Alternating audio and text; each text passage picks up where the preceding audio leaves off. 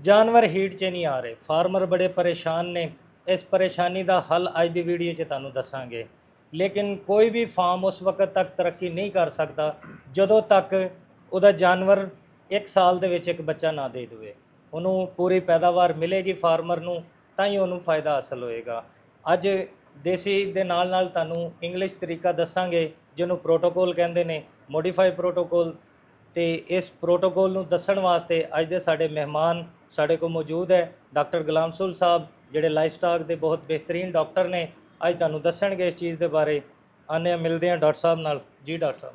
अस्सलाम वालेकुम हाज़रीन। अच्छा, ਅੱਜ ਇਹ ਵਾਕਈ ਬਹੁਤ ਵੱਡਾ ਮਸਲਾ ਹੈ ਕਿ ਜਾਨਵਰ ਹੀਟ 'ਚ ਨਹੀਂ ਆਉਂਦੇ, ਜਿਹਦੇ ਵਿੱਚ ਤੂੰ ਫਾਰਮ ਦਾ ਮੁਸਤਕਬਲ ਦਾਅ 'ਤੇ ਲੱਗ ਜਾਂਦਾ ਹੈ। ਬੱਚੇ ਨਹੀਂ ਆਉਂਦੇ, ਦੁੱਧ ਨਹੀਂ ਆਉਂਦਾ, ਫਾਰਮ ਨੁਕਸਾਨ 'ਚ, ਫਾਰਮ ਬੰਦ। ਜਾਨਵਰ ਨੂੰ ਹੀਟ 'ਤੇ ਲਿਆਉਣ ਵਾਸਤੇ ਮੈਂ ਅੱਜ ਤੁਹਾਨੂੰ ਇੱਕ ਬਿਹਤਰੀਨ ਮੋਡੀਫਾਈਡ ਪ੍ਰੋਟੋਕੋਲ ਦੱਸਾਂਗਾ, ਜਿਹੜਾ ਆਮ ਪ੍ਰੋਟੋਕੋਲ ਤੋਂ ਜ਼ਰਾ ਹਟ ਕੇ ਹੈ। ਸਭ ਤੋਂ ਪਹਿਲੇ ਤਾਂ ਇਸ ਤਰ੍ਹਾਂ ਕਰਨਾ ਹੈ ਕਿ ਆਪਣੇ ਜਾਨਵਰ ਦੀ ਪ੍ਰੋਟੋਕੋਲ ਲਾਉਣ ਤੋਂ 1 ਹਫ਼ਤਾ ਪਹਿਲੇ ਅੱਛੇ ਬ੍ਰਾਂਡ ਨਾਲ ਡਿਵਰਮਿੰਗ ਕਰਾਣੀ ਹੈ। डिवर्मिंग मतलब पेट के कीड़े दवाई पवानी है, और पवानी भी मूँह नार है, यानी खाली पेट पवानी है। नाल तुसी उन्होंने ज़ीरे जिल्द आइवरमैक्टन का इंजैक्शन लगाना है वजन के हिसाब नाल। आम तौर पर तकरीबन 10-12 ml इंजैक्शन लावीदा वड्डे जानवर नूं, बड़ा है। उस तो बाद जो तुसी डिवर्मिंग कर लैनी है, उस तो बाद तुसी इस तरह करना है कि 0 डे ते उन्होंने लगाना है डलमैरालीन। 0 डे ते लगाना है डलमैरालीन। फिर तुसी 7वें दिन जाके ਉਹਨੂੰ ਲਗਾਉਣਾ ਹੈ ਡਲਮਾਜ਼ੀਨ।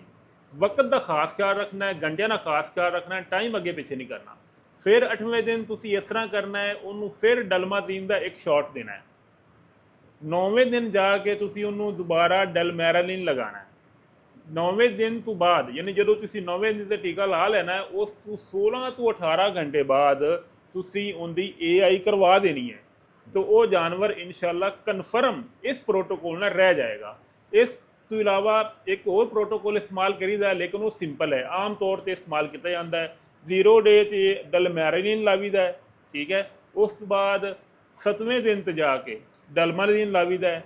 ਉਸ ਤੋਂ ਬਾਅਦ 9ਵੇਂ ਦਿਨ ਜਾ ਕੇ ਡਲਮੈਰਾਲੀਨ ਰਿਪੀਟ ਕਰੀਦਾ ਹੈ। ਉਸ ਤੋਂ 16 ਤੋਂ 18 ਘੰਟੇ ਬਾਅਦ AI ਕਰ ਲਵੀਦੀ ਹੈ। ਲੇਕਿਨ ਇਹ ਜਿਹੜਾ ਪ੍ਰੋਟੋਕੋਲ ਹੈਗਾ ਸਾਦਾ, ਇਹਦੇ 'ਤੇ ਜਾਨਵਰ ਜ਼ਰਾ ਘੱਟ ਰਹਿੰਦੇ ਨੇ। ਲੇਕਿਨ ਜਿਹੜਾ ਮੈਂ ਤੁਹਾਨੂੰ ਦੱਸਿਆ ਨਾ ਮੋਡੀਫਾਈਡ ਪ੍ਰੋਟੋਕੋਲ, ਇਹ ਜ਼ਰਾ ਥੋੜ੍ਹਾ ਜਿਹਾ ਜਦੀਦ ਪ੍ਰੋਟੋਕੋਲ ਹੈਗਾ। ਇਹਦੇ 'ਤੇ ਜਾਨਵਰ ਦੀ ਰੇਸ਼ੋ ਰਹਿਣ ਦੀ ਸਿੰਪਲ ਪ੍ਰੋਟੋਕੋਲ ਨਾਲ ਜ਼ਿਆਦਾ ਹੈ। ਤੁਸੀਂ ਇਹ ਫਾਰਮੂਲਾ, ਇਹ ਪ੍ਰੋਟੋਕੋਲ ਅਜ਼ਮਾਓ, ਇਨਸ਼ਾਅੱਲਾ ਤੁਹਾਡੇ ਜਾਨਵਰ ਹੀਟੇ ਰਹਿਣਗੇ, ਕਨਸੈਪਸ਼ਨ ਹੀ ਬਿਹਤਰ ਹੋਏਗੀ, ਜਾਨਵਰ ਹਾਮਲਾ ਵੀ ਹੋਣਗੇ ਤੇ ਤੁਹਾਡਾ ਫਾਰਮ ਪ੍ਰੋਫਿਟ 'ਚ ਜਾਏਗਾ ਇਨਸ਼ਾਅੱਲਾ।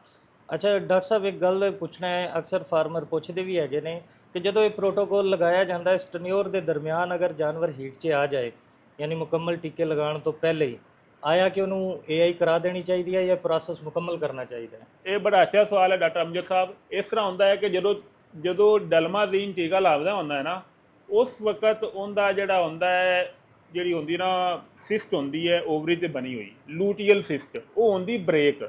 ਜਦੋਂ ਬ੍ਰੇਕ ਹੁੰਦੀ ਨਾ, ਤਾਂ ਇਵੇਂ ਲੱਗਦਾ ਹੈ ਕਿ ਜਾਨਵਰ ਹੀ ਹੀਟ 'ਚ ਆ ਗਿਆ, ਲੇਕਿਨ ਉਹ ਹੀਟ 'ਚ ਨਹੀਂ ਆਉਂਦਾ। ਉਦੋਂ ਤੁਸੀਂ ਬਿਲਕੁਲ ਉਹਨੂੰ ਟੀਕਾ ਨਹੀਂ ਰਖਾਉਣਾ, ਤੁਸੀਂ ਪ੍ਰੋਟੋਕੋਲ ਪੂਰਾ ਕਰਨਾ ਹੈ, ਫਿਕਸ ਟਾਈਮ 'ਤੇ ਉਹਦੀ AI ਕਰਨੀ ਹੈ, ਤੇ ਉਹ ਜਾਨਵਰ ਤੁਹਾਡਾ ਇਨਸ਼ਾਅੱਲਾ ਕਨਸੈਪਸ਼ਨ ਵਿੱਚ ਜਾਏਗਾ। ਜੀ ਸ਼ੁਕਰੀਆ ਡਾਕਟਰ ਸਾਹਿਬ।